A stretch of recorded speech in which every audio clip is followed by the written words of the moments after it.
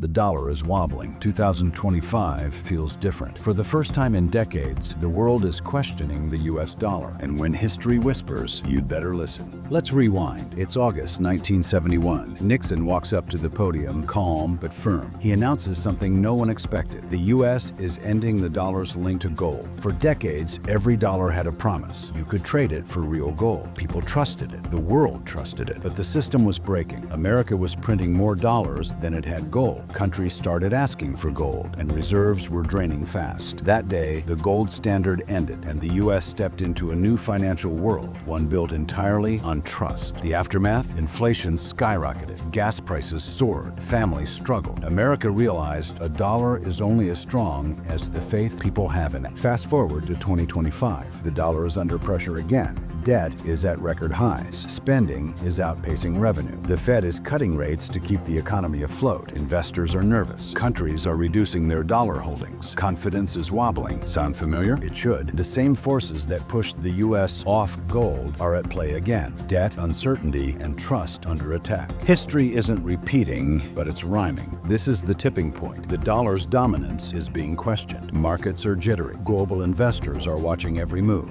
It's a reminder of 1971, a fragile system facing real pressure. Will America stabilize, or is this the start of a long decline? The answer isn't certain, but the stakes couldn't be higher. Money is more than numbers, it's trust. Every dollar works because people believe it will, and once belief starts to slip, it's hard to get it back. America's past teaches us that ignoring warning signs comes at a price. 2025 is a chance to learn, adjust, and prepare, or risk repeating history. If you want more stories that connect America's past to today's financial reality, hit subscribe, smash that like button, and share this with someone who needs to see it. The story of the dollar isn't over, and we're just getting started.